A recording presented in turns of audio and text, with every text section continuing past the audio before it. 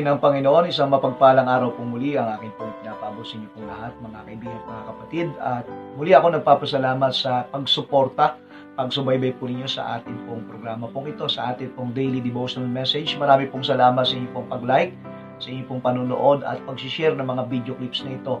At nawa, ang video clips pong ito ay maging instrumento po ng Diyos na makapagbigay ng inspirasyon, ng encouragement at maging daluyan po ito ng pagpapala. At bago po sa atin pong subject ngayong araw pong ito, hayaan niyo po muna na kayo po ay akin pong batiin na advance, happy and blessed year to come.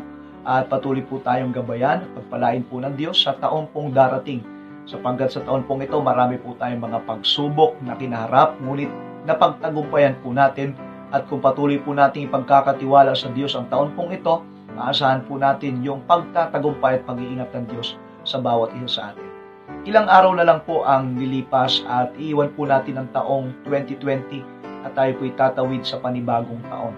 At pag pinag-usapan po natin ang panibagong taon, marami tayong mapapakinggan na iba't ibang mga New Year's resolution, iba't ibang mga pangako ang gusto nila pong gawin na ito ay magkaroon ng tinatawag nating pagbabago sa kanila pong buhay.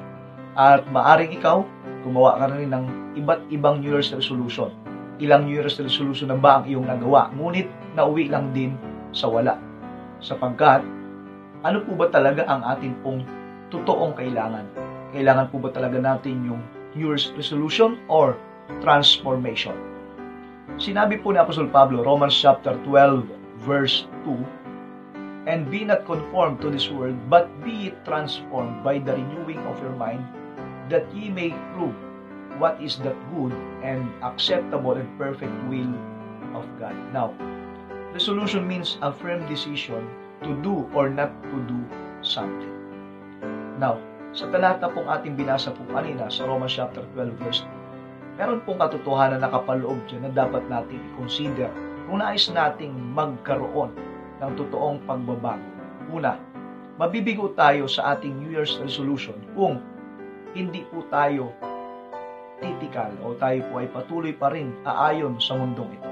Kung tayo ay patuloy pa rin mamumuhay ayon po sa dati nating pamumuhay. Ibig sabihin, kung tayo patuloy na magsasang-ayon sa takbo ng mundong ito, mabibigo po tayo sa atin pong New Year's resolution. Sapagkat maaring ngayon nag-decide ka, lilipas yung ilang araw, ilang linggo, o ilang buwan, babalik na naman sa dati.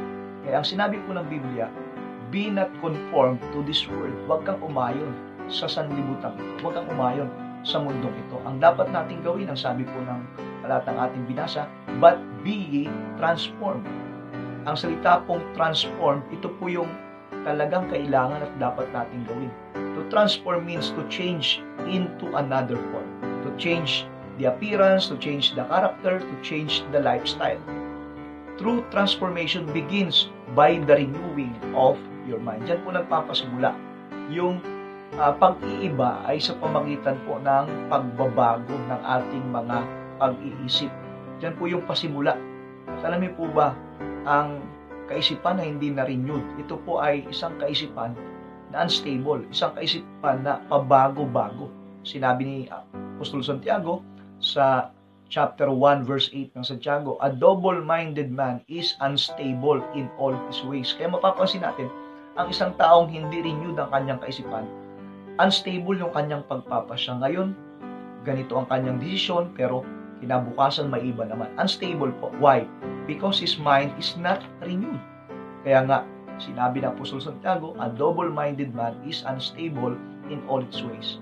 Ilan pa po sa binanggit ni Apostol Pablo patungkol sa hindi renewed na kaisipan. Sa Roma chapter 8, verse 6 to 7, ang sabi po ng verse 6, ang kaisipan ng laman ay kamatayan. Datapwat, ang kaisipan ng Espiritu ay buhay at kapayapaan. Verse 7, sapagkat ang kaisipan ng laman ay pakikipag-alit-laban sa Diyos, sapagkat hindi napasasaklaw sa kautusan ng Diyos ni hindi nga maaari. Kaya yung hindi renewed na kaisipan, ang sabi ng Biblia, ito yung kaisipan ng laman na patungo sa kamatayan. At ito yung pakikipag-alit sa Diyos at hindi nagpapasaklaw, hindi nagpapasakaw sa kautusan ng Diyos at hindi nga maaari. Yan po yung kaisipan na hindi renewed. That's why we need to be transformed by the renewing of your mind. By the renewing of our mind, nandun po yung pag-iiba sa pamagitan ng pagbabago ng atin pong mga kaisipan. Diyan po nagpapasimula yan. At dapat hindi tayo aayon sa takbo ng sanlibutan ito. At napaganda po yung sinabi ng Apostol Pablo sa aklat ng Efeso chapter 4, verse 23 to 24. At kayo'y mga bago sa espiritu ng inyong pag-iisip at kayo'y mga bis ng bagong pagkatao na ayon sa Diyos ay nilalang sa katwiran at sa kabanalan ng katotohanan.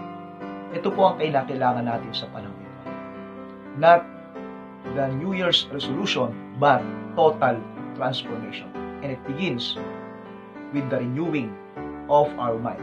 By the renewing of your mind. At patuloy nating hingin sa Panginoon ang kanyang tulong, ang kanyang biyaya, pang ating pumapagtagumpayan anuman po yung ating ninais sa taon pong ito. Maraming salamat, pagpalain po tayong lahat ng ating pong Panginoong Kristo. To God be all the glory.